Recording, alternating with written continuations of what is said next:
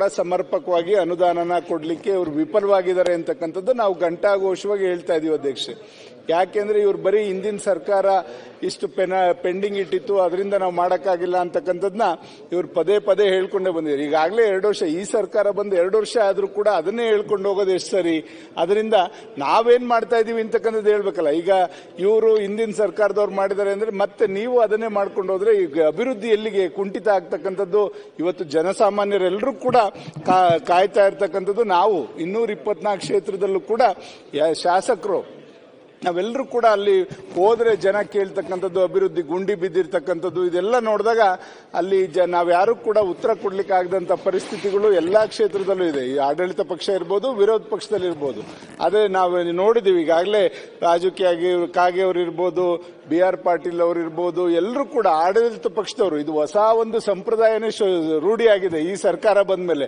ಅವರೇ ವೆಲ್ಲಿಗೆ ಬರಕ್ಕೆ ಹೊರಟಿರ್ತಕ್ಕಂಥದ್ದು, ಅವರೇ ಇವತ್ತು ಅಭಿವೃದ್ಧಿ ಕೊಡ್ತಾ ಇಲ್ಲ, ದುಡ್ಡು ಕೊಡ್ತಾ ಇಲ್ಲ ಅಂತ ಹೇಳ್ತಕ್ಕಂಥ ಪ್ರವೃತ್ತಿ ಹೊಸದಾಗಿದ್ದು ಸಂಪ್ರದಾಯ ಈ ಸರ್ಕಾರದಲ್ಲಿ ಸೃಷ್ಟಿಯಾಗ್ತಾ ಇದೆ. ಆದ್ರಿಂದ ದಯಮಾಡಿ ಈ ಸರ್ಕಾರ ಎಚ್ಚೆತ್ತುಕೊಂಡು ಇವತ್ತು ಜನಗಳ ಒಂದು ಗೌರವ ಉಳಿಸ್ಲಿಕ್ಕೆ, ನಿಮ್ಗೆ ಇಷ್ಟೊಂದು ಸೀಟನ್ನು ಕೊಟ್ಟಿದ್ದಾರೆ ಅಂತಕ್ಕಂಥದ್ಕಾರು ಗೌರವ ಉಳಿಸ್ಲಿಕ್ಕೆ 224 ಕ್ಷೇತ್ರಕ್ಕೂ ತಾರತಮ್ಯ ಮಾಡಿದ ರೀತಿಯಲ್ಲಿ ನೀವು ಅಭಿವೃದ್ಧಿ ಕೊಡಬೇಕು ಅಂತಕ್ಕಂಥದ್ದು ನನ್ನ ಒತ್ತಾಯ ಅಂತಕ್ಕಂಥದ್ದು ಈ ಸಂದರ್ಭದಲ್ಲಿ ಹೇಳಲಿಕ್ಕೆ ಬಯಸ್ತೇನೆ. ಒಂದು ಇವತ್ತು ಈ ಒಂದು ಪ್ರದೇಶಾಭಿವೃದ್ಧಿ ನಿಧಿ ಇವತ್ತು ಸರ್ಕಾರ ಒಂದು ನಮ್ಮ ಶಾಸಕರಿಗೂ ಕೂಡ ಪ್ರದೇಶಾಭಿವೃದ್ಧಿ ನಿಧಿಯನ್ನ ಈ ಸರ್ಕಾರ ಹಿಂದಿಂದನೂ ಕೂಡ ಕೊಟ್ಕೊಂಡ್ ಬರ್ತಾ ಇದ್ರು. ಅದರಲ್ಲಿ 2006-07ರಲ್ಲಿ ನಮಗೆ 25 ಲಕ್ಷ ರೂಪಾಯಿ ಹಣವನ್ನ ಕೊಡ್ತಾ ಇದ್ರು. ಅಲ್ಲಿಂದ 25 ಲಕ್ಷದಿಂದ 1 ಕೋಟಿಗೆ ಹೆಚ್ಚಿಸಿದ್ರು. ಮತ್ತೆ 2013-14ರಲ್ಲಿ 1 ಕೋಟಿ ಇದ್ದಂತ ಪ್ರದೇಶಾಭಿವೃದ್ಧಿನ 2 ಕೋಟಿ ರೂಪಾಯಿಗೆ ಹೆಚ್ಚಿಸಿದ್ರು. ಅದು 10 ವರ್ಷದ ಮೇಲಾಯ್ತು ಅಧ್ಯಕ್ಷೆ. ಈಗ ನಮ್ಮ ಬಜೆಟ್ ಗಾತ್ರನು ಕೂಡ ನಾವು ನೋಡ್ತೀವಿ. 13-14ರಲ್ಲಿ ನಮ್ಮ ಬಜೆಟ್ ಎಷ್ಟಿತ್ತು? 1,21,611,000,00,000 ಇದ್ದಂಥದ್ದು. ಅದಾದ ನಂತರ ಈಗ 25-26ನೇ ಸಾಲಿನಲ್ಲಿ ನಮ್ಮ ಬಜೆಟ್ 4,09,549 ಕೋಟಿವರೆಗೂ ಏರಿದೆ. ಆದ್ರೂ ನಾವು ಅಭಿವೃದ್ಧಿಗೆ ಯಾಕೆ ಅಷ್ಟೇ ಪರ್ಸೆಂಟೇಜ್ ವೈಸ್ ಜಾಸ್ತಿ ಮಾಡ್ಕೊಂಡು ಹೋಗ್ಬೇಕು? ಇವ್ರು ಯಾಕೆ ಅಭಿವೃದ್ಧಿಗೆ ಹಣವನ್ನ ಕೊಡ್ತಾ ಇಲ್ಲ ಅಂತಕ್ಕಂಥದ್ದು ನನ್ನ ಒಂದು ಒತ್ತಾಯ ಕೂಡ ಈ ಸಂದರ್ಭದಲ್ಲಿ ಹೇಳಲಿಕ್ಕೆ ಬಯಸ್ತೇನೆ ಅಧ್ಯಕ್ಷೆ. ಇವತ್ತು ಈಗೆಲ್ಲ ಆಡಳಿತ ಪಕ್ಷದವರು ಕೂಡ ಸಾಕಷ್ಟು ಜನ ಇವತ್ತು ಸರ್ಕಾರದ ವಿರುದ್ಧನೇ ಮಾತಾಡುವಂತ ಸಂದರ್ಭದಲ್ಲಿ ಇಲ್ಲಿಗೆ ಅವರ ಅಬ್ಸರ್ವರ್, ಕೇಂದ್ರದ ಅಬ್ಸರ್ವರ್ ಬಂದು ಕೂಡ ಇವರೆಲ್ಲರಿಗೂ ಕೂಡ ಕಿವಿ ಹೇಳಿ ಅವ್ರಿಗೆ ಸರಿಪಡಿಸ್ಲಿಕ್ಕೆ ಕೂಡ ಹೇಳಿದ್ರು ಕೂಡ ಇವರು ಅಭಿವೃದ್ಧಿಗೆ ಹಣವನ್ನ ಸರಿಯಾದ ರೀತಿಯಲ್ಲಿ ಸಮರ್ಪಕವಾಗಿ ಕೊಟ್ಟಿಲ್ಲ. ಅದಾದ ನಂತರ ಇವರು ಮುಖ್ಯಮಂತ್ರಿಗಳು ಸರ್ಕಾರ 50 ಕೋಟಿ ಎಲ್ಲಾ ಕ್ಷೇತ್ರಕ್ಕೂ ಕೊಡ್ತೀವಿ ಅಂದ್ರು. ಅದರಲ್ಲಿ ಏನ್ ಮಾಡಿದರೆ ಬರೀ ಕಾಂಗ್ರೆಸ್ ಶಾಸಕರಿಗೆ ಮಾತ್ರ ಪತ್ರವನ್ನ ವೆಂಕಟೇಶಯ್ಯನವ್ರ ಹತ್ರ ಕೊಡಿ, ಅವರ PS ಹತ್ರ ಅಂತಕ್ಕಂಥದ್ದು ಕೂಡ ಒಂದು ಸುತ್ತೋಲೆಯನ್ನು ಕೂಡ ಕಳಿಸಿದ್ದಾರೆ.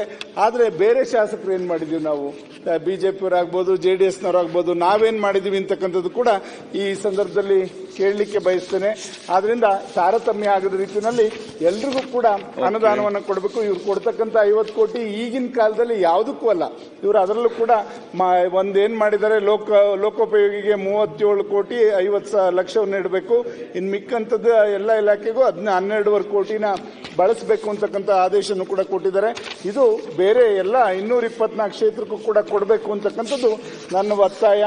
ಆ ನಿಟ್ಟಿನಲ್ಲಿ ಇವತ್ತು ಸಮರ್ಪಕವಾಗಿ ಎಲ್ರಿಗೂ ಕೂಡ ಅನುದಾನ ಕೊಡಬೇಕು. ಇವತ್ತು ಕಾಂಗ್ರೆಸ್ ಶಾಸಕರು ಚಲರಾಯಸ್ವಾಮಿ ಅವರಿಲ್ಲ, ಎಲ್ಲ ಹೋದ್ರು, ಅವಾಗಲೇ ಏನೋ ಮಾತಾಡ್ತಿದ್ರು, ಎಲ್ರಿಗೂ 50 ಕೋಟಿ ಕೊಟ್ಟಿದೀವಿ ಅಂತ. ಇವತ್ತು ಸುತ್ತೋಲೆಯನ್ನು ಕೂಡ ಹೊರಡಿಸಿದ್ದಾರೆ ಅಧ್ಯಕ್ಷೆ.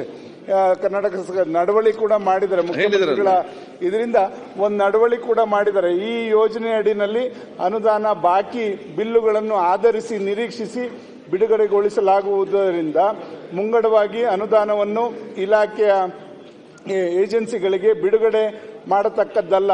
ಆದ ಕಾರಣ ಮುಂಗಡವಾಗಿ ಅನುದಾನವನ್ನು ನಿರೀಕ್ಷಿಸದೆ ಆಡಳಿತಾತ್ಮಕ ಅನುಮೋದನೆ ನೀಡಿ ತಕ್ಷಣ ಟೆಂಡರ್ ಪ್ರಕ್ರಿಯೆ ಪ್ರಾರಂಭ ಕಾಮಗಾರಿಯನ್ನು ಅನುಷ್ಠಾನಗೊಳಿಸಬೇಕು ಅಂತ ಮಾಡಿದ್ದಾರೆ. ಇವತ್ತು ಹಣವನ್ನೇ ಹಿಡದೆ ಈ 50 ಕೋಟಿ ಕೊಡ್ತೀವಿ ಅಂತ ಹೇಳಿದರೆ ಹಣ ಕೊಡದೇನೆ ನೀವು ಟೆಂಡರ್ ಮಾಡಿ ಅಂತ ಇಲಾಖೆ ಅಧಿಕಾರಿಗಳಿಗೆ ಸೂಚನೆಯನ್ನ ಕೊಟ್ಟಿದ್ದಾರೆ ಅಧ್ಯಕ್ಷ. ಇದು ಯಾವ ತರ ಸರಿ? ದುಡ್ಡು ಕೊಡ್ತಾರೆ ಯಾವನ ಕಾಂಟ್ರಾಕ್ಟರ್ ಕೆಲಸ ಮಾಡಿದವನು ಮತ್ತೆ ಅವನು ಈ ನಿಮ್ಮ ಎಲ್ಲೋ ನೇಣು ಹಾಕಬೇಕು, ಶಾಸಕರ ಮನೆಗಳಿಗೆ ಹೋಗ್ಬೇಕು, ಮಂತ್ರಿಗಳ ಹತ್ರ ಅಲಿಬೇಕು, ಈ ತರ ಪ್ರಕ್ರಿಯೆ ಆಗುತ್ತೆ. ಇವತ್ತು ಇವರು ಖುಷಿಯಿಂದ ಇರ್ಬೋದು ಕಾಂಗ್ರೆಸ್ ಶಾಸಕರು 50 ಕೋಟಿ ನಮಗೆ ಕೊಟ್ಟಿದ್ದಾರೆ ಅಂತ, ಅದರ ಅನುದಾನನೇ ಕೂಡ ಇಟ್ಟಿಲ್ಲ. ಇದೆಲ್ಲ ನೋಡಿದ್ರೆ ಖಂಡಿತ ಇವ್ರ ಹತ್ರ ದುಡ್ಡು ಇದೆಯೋ ಇಲ್ವೋ ನೇರವಾಗಿ ಒಂದು ಶ್ವೇತ ಪತ್ರವನ್ನು ಹೊರಡಿಸ್ಲಿ. ಇವರು ಇವತ್ತು ಅನುದಾನ ಕೊಡ್ಲಿಕ್ಕೆ ಯಾಕೆ ಕೊರತೆ ಆಗಿದೆ, ಇವತ್ತು ಎಲ್ಲದರಲ್ಲೂ ಕೂಡ ಇವತ್ತು ಭಾಗ್ಯಗಳು ಒಂದು ಹೆಸರು ಹೇಳ್ಕೊಂಡು ಇವರೆಲ್ಲಾ ಟ್ಯಾಕ್ಸ್ಗಳನ್ನು ಕೂಡ ಹೆಚ್ಚು ಮಾಡಿದ್ದಾರೆ. ಜೊತೆಗೆ CIG ರಿಪೋರ್ಟ್ ಕೂಡ ನೀವು ನೋಡ್ಬೇಕು ಅಧ್ಯಕ್ಷರೇ, ಹೋದ ವರ್ಷಕ್ಕಿಂತ 20% ಹೆಚ್ಚಾಗಿರ್ತಕ್ಕಂಥದ್ದು. ಇದೆಲ್ಲದಕ್ಕೂ ಕೂಡ ಸಾಲ ತಗೊಂಡಿದ್ದಾರೆ. ಎಲ್ಲಿಗೆ ತಗೊಂಡೋಗಿ ನಿಲ್ಲಿಸ್ತಾರೆ ನಮ್ಮ ರಾಜ್ಯ ಅಂತಕ್ಕಂಥದ್ದನ್ನ ನೀವು ದಯಮಾಡಿ ಯೋಚನೆ ಮಾಡಬೇಕು. ನಿಮ್ಮ ಒಂದು ಈ ಸದನ ನಿಮ್ಮ ಗೌರವ ಉಳಿಸಬೇಕು. ಎಲ್ಲಾ ಶಾಸಕರನ್ನು ಕೂಡ ಒಂದೇ ರೀತಿಯಲ್ಲಿ ಏನು ಸಮಬಾಳ್ವೆ ಎಲ್ಲದನ್ನು ಕೂಡ ನೀವು ಉಳಿಸಬೇಕು ಅಂತಕ್ಕಂಥದ್ದನ್ನ ನೀವು ಈ ಸದನದ ಗೌರವವನ್ನು ಎತ್ತಿಡಿಬೇಕು ಅಂತ ನಿಮ್ಮನ್ನ ಒತ್ತಾಯ ಮಾಡ್ತಾ ನನ್ನ ಈಗ ಅವಕಾಶ ಮಾಡಿಕೊಡ್ತೀನಿ. ಈಗ ನೋಡಿ ಬಹುತೇಕ ಎಲ್ಲರಿಗೆ ನಾವು ಮಾತಾಡಲಿಕ್ಕೆ ಅವಕಾಶ ಕೊಡ್ತೇವೆ.